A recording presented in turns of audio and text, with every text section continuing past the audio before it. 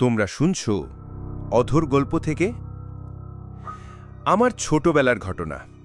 তখন আমি ক্লাস 4-এ পড়ি। আমার বোন তানিয়া, ও ছিল খুব চুপচাপ আর পুতুল ভালোবাসত।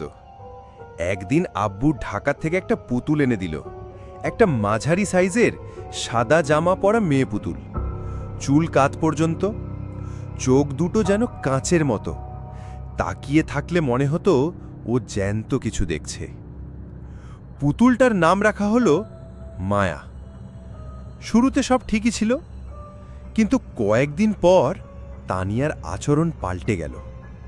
ও সারাদিন ঘরে বসে মায়ার সঙ্গে কথা বলতো, রাতে ঘুমের মধ্যে কথা বলতো, এমনকি কান্নাও করত। একদিন আমি জিজ্ঞেস করলাম, তুই কার সঙ্গে কথা বলিস? তানিয়া বলল, মায়া আমার সঙ্গে খেলা করে, কিন্তু ও চায় আমি কাউকে না বলি। আম্মু বিষয়টা প্রথমে পাত্তা দেয়নি, কিন্তু পরদিন সকালে যখন ঘরে ঢুকলাম, দেখি তানিয়া এক কোণায় বসে পুতুলটাকে কোলে নিয়ে কাঁদছে আর বলছে, আমি কাউকে বলিনি মায়া, সত্যি বলিনি। আমরা সবাই ভয় পেয়ে গেলাম। পুতুলটাকে রেখে দিলাম আলমারিতে, দরজা বন্ধ করে।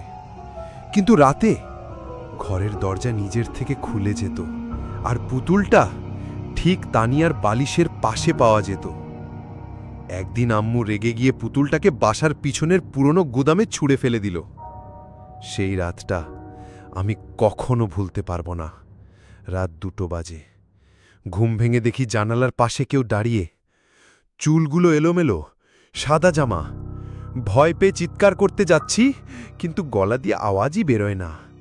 সে ধীরে ধীরে আমার দিকে এগিয়ে আসে, আর আমি চিনতে পারি ওর মুখটা পুতুলটার মতো, একই রকম গ্লাস চোখ, ঠান্ডা হাসি, কিন্তু এবার মুখে রক্ত। আমি জ্ঞান হারাই। ভোরবেলা আমাকে আব্বু খাটের নিচে অজ্ঞান অবস্থায় পায়। সেই ঘটনার পর আমরা পুতুলটাকে আগুনে পুড়িয়ে ফেলি, গুদামের পেছনে ছোট একটা গর্তে। তানিয়া ধীরে ধীরে সুস্থ হয়, কিন্তু আজও মাঝরাতে ঘুম ভেঙে মাঝে মাঝে বলে ওঠে, মায়া আমার সঙ্গে কথা বলতো।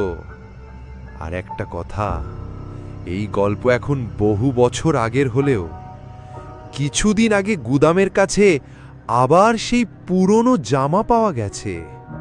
আর আমার মনে হয়, কিছু খেলনা শুধু খেলনা না, কিছু পুতুল শুধু তাকিয়েই থাকে না, তারা অপেক্ষা করে আবার জেগে ওঠার। তোমরা শুনলে অধর গল্প থেকে। এমন অভিশপ্ত পুতুল নিয়ে কিছু ঘটেছে তোমার সঙ্গে? তাহলে ইনবক্সে লিখে পাঠাও।